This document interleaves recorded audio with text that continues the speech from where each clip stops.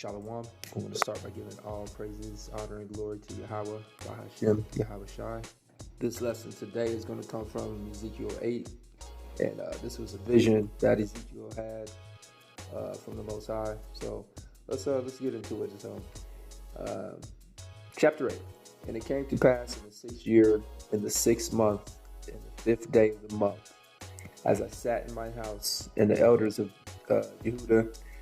Judah sat before me, that the hand of Adonai Elohim fell there upon me. And so the 6th year and the 6th month, I know 6th month is Elul in Hebrew, learning that. And the 5th day, typically I think that was the new moon. So what I've been learning is that on new moon, you can typically have visions if you're locked into the spirit. So that might be something that you guys want to take a look at going forward. Moving on, verse 2. Then I beheld, and lo, a likeness as of appearance of fire, from the appearance of his loins even downward, fire, and from his loins even upward, as the appearance of brightness, as the color of amber. So basically, the Most High showed himself to Ezekiel, and it looked like fire. Fire in a dope way, but maybe literal fire as well on the bottom half, and then amber. You know how if you're at a campfire and the ambers are kind of like burning, it's like that orange glow. So that's what the top half looked like. So I don't know if you could actually see a face or if it was more just like a brightness, a light is what it sounds like. All right, verse 3.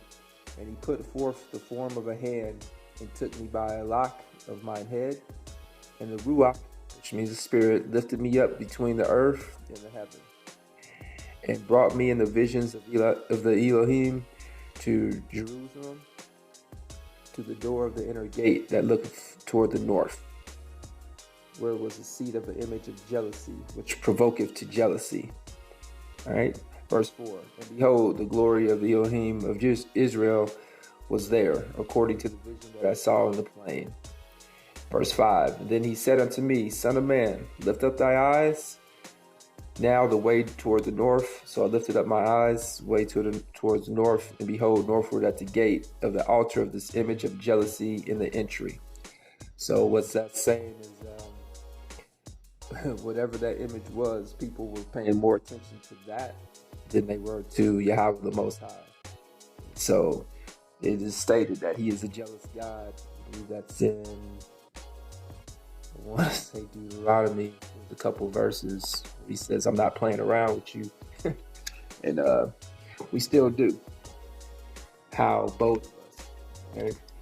Moving on to verse 6. He said, furthermore unto me, Son of man, seest thou what they do? Even the great abominations that the house of Israel committeth here, that I should go far off from my sanctuary, but turn thee yet again, and thou shalt see greater abominations.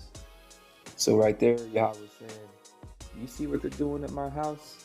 Right in front of my crib? What am I supposed to leave? What am I supposed to do here? Basically, I mean, he knows what he knows, but it's kind of a rhetorical question, just like the audacity that my chosen people have towards me. It's kind of embarrassing to me when I kind of read this. I'm like, wow, they actually had, encounters.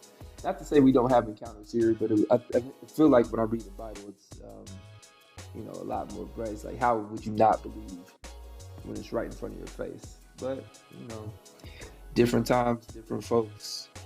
So let's move on here to verse 7. And he brought me to the door of the court, and when I looked, behold, a hole in the wall. Then he said to me, Son of man, dig now in the wall. And when I had digged in the wall, behold a door. All right, verse 9. And he said unto me, Go in and behold the wicked abominations that they do there. All right, verse 10.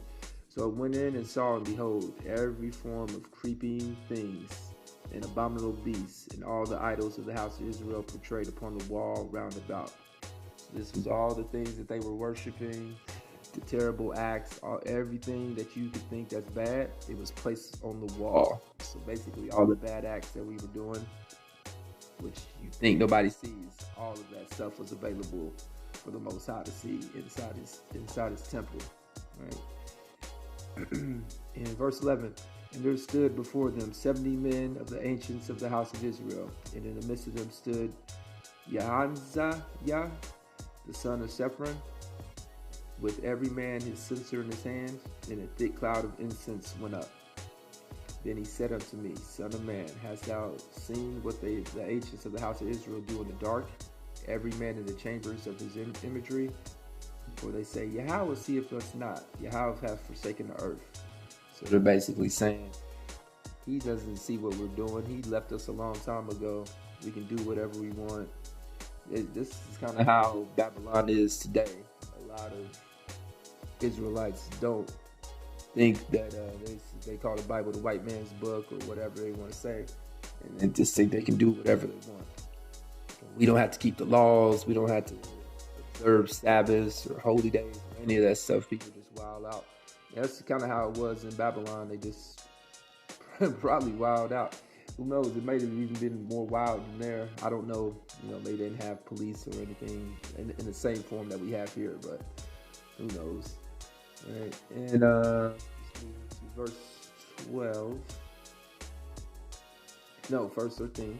He said unto me, Turn thee yet again, and thou shalt see greater abominations that they do. Verse 14. Then he brought me to the door of the gate of Yahweh's house, which was towards the north, and behold, there sat women weeping for Tammuz.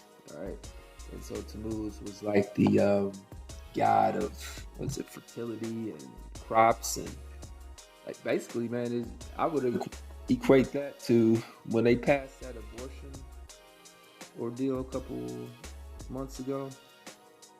Like when people were acting, they were literally in the streets crying that they couldn't have abortions anymore. Ain't that crazy?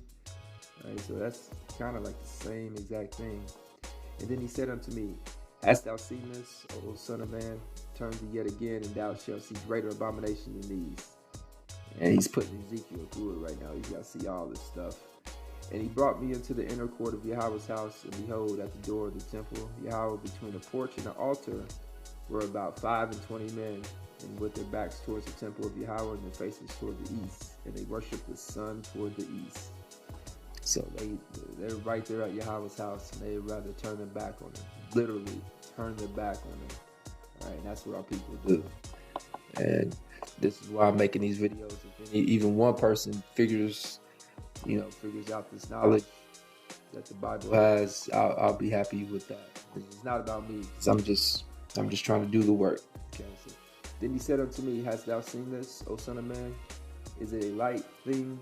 Is it a light thing to the house of Judah that they commit the abominations which they commit here?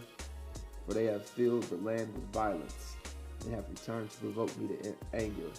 And lo, they put the branch to their nose. Therefore, I will also deal in fury. My eye shall not spare, neither will I have pity. And though they cry in my ears with a loud voice, yet I will not hear them. So Yahweh showed Ezekiel the visions of our people turning their backs on Yahweh, and in the end, he's basically saying, I'm getting pretty upset. He's long suffering, but how much? How much so? Right? It's like if you got a son and you tell him to take the trash out. For the last 5 days, he didn't take the trash out. Like, what are you supposed to do? What am I supposed to do now? So now when I start spanking that butt, you're going to be crying, Dad, stop. What? I can't hear you, bro. I can't hear you because you provoked me to such anger, right? So that's where you are. You guys can meditate on that. And I pray that these lessons are edifying, and hopefully you learn something from it. With that, I want to give all praise to Yahweh, Hashem, Yahweh Shai. You guys be blessed.